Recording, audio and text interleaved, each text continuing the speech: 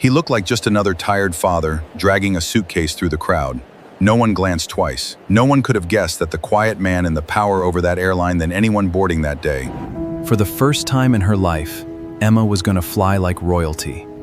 Her father had saved for months to give her this single, perfect memory.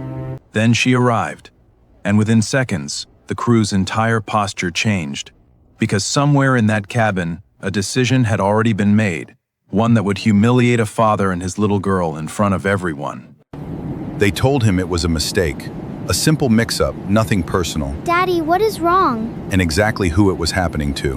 What none of them knew, what not a single passenger in that cabin could have imagined, was that in exactly 5 minutes, every single one of them would be walking off that plane.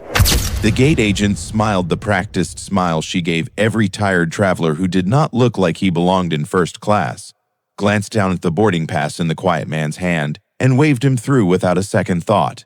She had no idea that the man in the faded denim jacket, holding his 10-year-old daughter's hand, controlled more of that airline than anyone else walking through that terminal that afternoon, including the woman 2 gates down who would soon try to take his seat. If you believe that quiet dignity can hide extraordinary strength, stay until the very end of this story. And if you want more stories like it, take a second now to like this video and subscribe, because what happens on this flight will restore your faith in the idea that justice still exists, even at 35,000 feet. Ethan Walker had not always looked this tired. 6 years earlier, before his wife Claire passed away from a sudden illness that no amount of money or medicine could stop, he had been a different man, one who wore expensive suits every day and sat in boardrooms deciding the future of one of the largest airlines in the country. But grief has a way of stripping a person down to what actually matters, and after Claire died, Ethan made a quiet decision that surprised everyone who knew him. He would keep running his company, but he would never again let his title define how he treated people or how people treated him. He began traveling incognito, dressed like any ordinary father, so he could see with his own eyes how his airline treated the passengers who had no power, no status, and no way to demand better. It was the only way he knew to honor the woman who had always told him that character was what a person did when no one was watching. His daughter Emma had grown up mostly seeing her father exhausted, working long hours, missing school recitals, apologizing more than he should have had to. So when Ethan finally saved enough personal time to take her on a real trip, to visit her grandmother for her 75th birthday in a city 3,000 miles away, he decided to do something he almost never allowed himself. He booked 2 first-class tickets, quietly, using his own money like any other customer, and told no one at the airline who he really was. He wanted, just once, to give his little girl the kind of trip other children took for granted, and he wanted to experience it exactly the way an ordinary father would, without anyone rolling out a red carpet because of his name.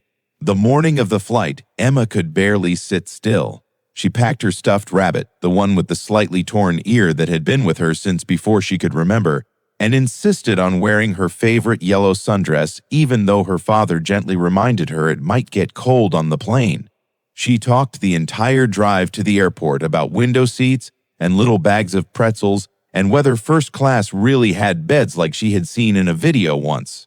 Ethan watched her in the rearview mirror and felt, for the first time in a long while, something close to peace. This trip was not about status or comfort.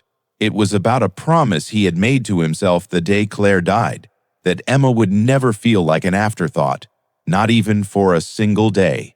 They moved through the airport like any other family, waiting in the security line, buying a magazine and a bag of gummy candies at a newsstand, watching planes take off from the wide terminal windows while they waited to board. Nobody looked at Ethan twice. He wore the same plain gray pullover and denim jacket he always wore when he traveled this way, and he carried an old backpack instead of the leather briefcase his assistant usually packed for him. When their boarding group was called, Emma grabbed his hand and practically pulled him down the jet bridge, and when they stepped into the cabin and she saw the wide leather seats and the soft blue lighting, her mouth fell open in pure delight. She settled into seat 2A, running her small hands over the leather armrest as if she could not quite believe it was real. and Ethan felt his chest tighten with quiet gratitude. For a few minutes, everything was exactly as he had hoped it would be. That peace did not last long. As other passengers filed past toward economy, a woman swept into the cabin with the unmistakable energy of someone who expected the world to rearrange itself around her.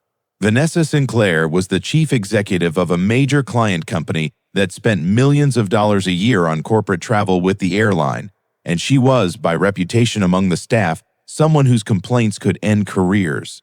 She did not sit down right away. Instead, she stood in the aisle, phone pressed to her ear, scanning the cabin with visible irritation until her eyes landed on seats 2A and 2 billions, the exact seats she always requested, the ones now occupied by a man in a worn jacket and a little girl in a yellow dress. What happened next unfolded quickly, the way humiliation often does, in a blur of hushed voices and averted eyes. A flight attendant, clearly anxious, approached Ethan and explained in a low voice that there had been an unfortunate booking error and that his seats were needed elsewhere. Ethan asked calmly to see the documentation, and the attendant hesitated before admitting that a supervisor had made the change just minutes earlier, after being informed of who was waiting to board. Ethan understood immediately what was happening, though he said nothing about who he was. He wanted to see, as he always did, how far this would go if he simply behaved like any other passenger with no power to fight back.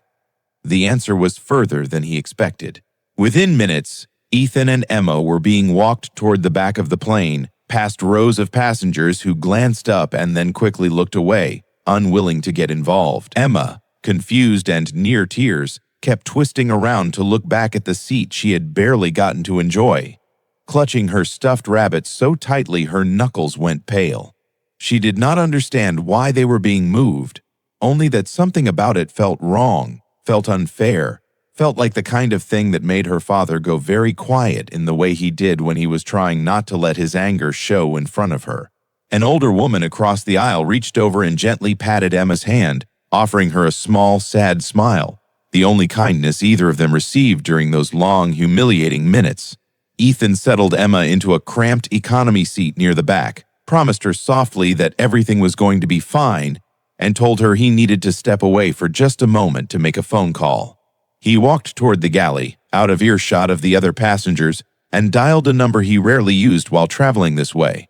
His executive assistant, Diane, picked up on the second ring, her voice sharpening with concern the moment she heard the tone in his. Ethan asked her to quietly pull the passenger manifest for this specific flight, to check the timestamp on any changes made in the last 15 minutes, and to have the gate supervisor's login history ready within the hour. He kept his voice low and even, the same voice he used in boardrooms when something serious needed to be handled without panic, though beneath it his jaw was tight with a fury he rarely allowed himself to feel. What the record showed, once Diane called back only minutes later, confirmed exactly what Ethan had suspected. A senior sales director, eager to please one of the company's largest corporate accounts, had personally instructed the gate supervisor to alter the manifest and remove the paying first-class passengers in row 2 without any legitimate cause, simply because Vanessa Sinclair had requested those specific seats. There was no overbooking. There was no error. There was only a decision made because one passenger was assumed to be important and another was assumed not to matter, and nobody involved had bothered to check who they were actually pushing aside. Ethan closed his eyes for a moment, thinking not of himself but of every other passenger over the years who had been quietly bumped, ignored, or humiliated without ever having the power to do anything about it. Then he opened them, straightened his worn denim jacket, and walked back up the aisle toward the front of the plane, past his daughter, past Vanessa Sinclair settled comfortably into seat 2A, and up to the flight attendant who had removed him only minutes before. He asked, quietly but firmly, to speak with the captain. What followed stunned everyone on board. The captain, informed of exactly who was standing in the galley, emerged pale-faced within moments, along with the lead flight attendant, both visibly shaken as Ethan calmly identified himself, not with anger, but with the steady authority of a man used to fixing problems. He was not simply a passenger, he was the chairman of the airline itself, traveling as he often did, quietly, to see firsthand how ordinary families were treated when no one thought anyone important was watching. The color drained from the crew's faces as the weight of what had happened settled over them. Ethan did not raise his voice. He did not need to. He informed the captain that the flight would not be departing as scheduled, that every passenger without exception would need to disembark immediately while a formal investigation took place into the manifest and the decision behind it. Vanessa Sinclair, still seated comfortably in the seat that had once belonged to Ethan and Emma, protested loudly, insisting there had clearly been some mistake, that surely this did not apply to her. But for the first time that day, the rules applied to everyone equally, and she was informed, politely but firmly, that she too would need to leave the aircraft along with every other passenger.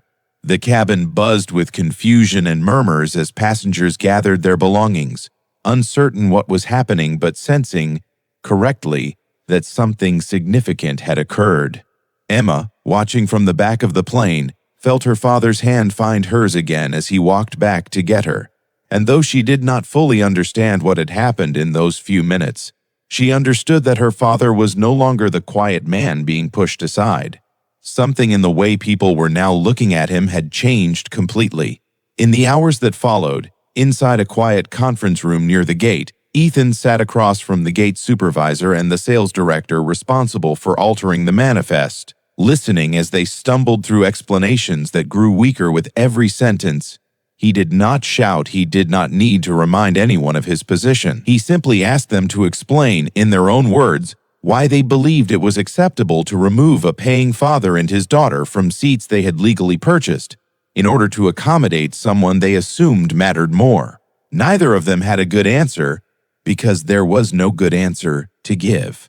By the end of that evening, both employees had been formally suspended pending termination, and Ethan had ordered a full review of how the airline staff were trained to treat every passenger, regardless of status, wealth, or influence. Vanessa Sinclair, humbled and visibly embarrassed in front of the gate area she had once expected to command, quietly rebooked her own flight without another word of protest. The elderly woman who had comforted Emma, along with every other displaced passenger, was rebooked with priority care and a sincere personal apology, though few of them ever learned exactly who had intervened on their behalf. Later that night, once a new flight had been arranged, and the cabin crew, now fully aware of who they were serving, treated Emma like the most important passenger on the plane. Ethan sat beside his daughter at an empty gate and finally answered the question she had been quietly holding on to all day. He explained, gently, that power was never something a person was supposed to use to feel bigger than someone else. It was something a person was given so they could stand up for people who could not stand up for themselves, the tired fathers, the nervous grandmothers, the little girls in yellow sundresses who deserved kindness simply because they were people, not because of who their father happened to be. Emma listened carefully, hugging her stuffed rabbit, and told him she understood, that she wanted to be like that too, someone who used whatever she had to help people who needed it. When they finally boarded their new flight and settled into seats that were, once again, rightfully theirs, Emma fell asleep somewhere over the clouds with her head against her father's shoulder, her stuffed rabbit tucked beneath her chin. Ethan looked out the window at the fading light and thought, not about the company he ran or the employees he had dismissed, but about the promise he had made years earlier to raise a daughter who understood that real strength was quiet, that dignity did not need to be loud to be powerful, and that the measure of a person was never how they treated the people who could help them, but how they treated the people who could not. Somewhere over that dark, quiet sky, a single father and his daughter flew home together, having learned, in the space of one unforgettable afternoon, exactly what it meant to matter.